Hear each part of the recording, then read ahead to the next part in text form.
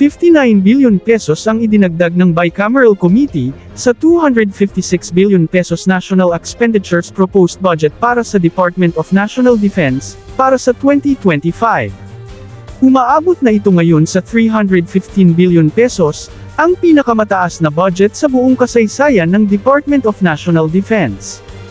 Bagamat alam na natin na ang program budget para sa AFP Modernization Program ay binawasan ng 15 billion pesos mula sa 50 billion pesos, kaya meron na lamang itong ngayong 35 billion pesos, na ayon sa mga available na impormasyon, karamihan sa budget na ito ay gagamitin lamang para sa pagbabayad sa mga multi-year payment sa mga kasalukuyang mga projects ng Department of National Defense.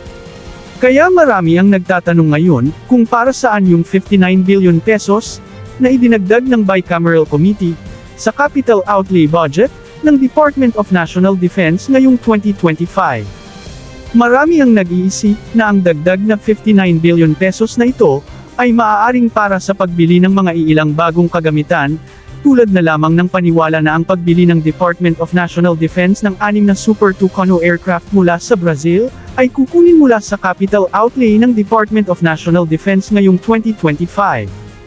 At ang Philippine Army ay bibili na rin ngayong taon ng kanilang sariling mga BrahMos missile system, na ayon sa huling balita mula sa BrahMos Aerospace ng India, mas maraming battery ng BrahMos missile system ang bibilhin ng Philippine Army, kumpara sa binili ng Philippine Marine Corps na 3 battery lamang. At inaasahan ng BrahMos Aerospace na ma-finalize na ang deal sa kalagitnaan ngayong taon. Kung ganun, saan kukunin ng Department of National Defense ang budget para dito, kung ang 35 billion pesos program fund ng AFP Modernization Program ay para lamang pambayad sa mga ongoing projects ng AFP?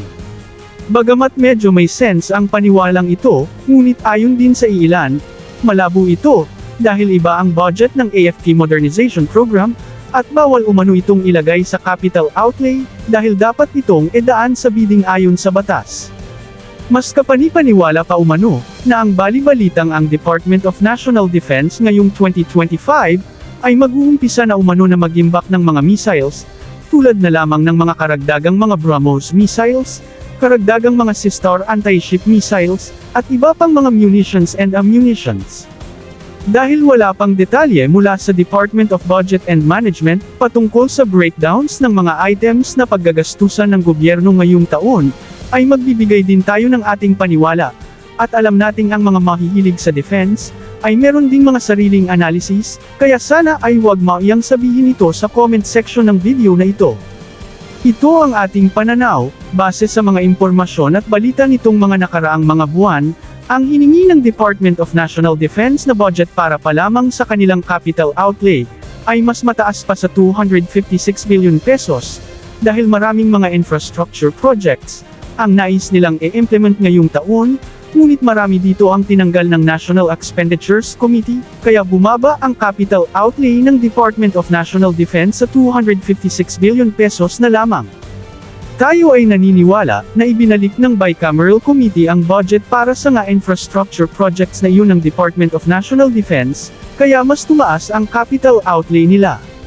Ilan sa mga matunag na infrastructure projects ng Department of National Defense ay ang pagtatayo ng mga naval ports sa iba't ibang bahagi ng bansa, mga radar stations, mga command centers, at upgrades ng mga Air Force base, at marami pa.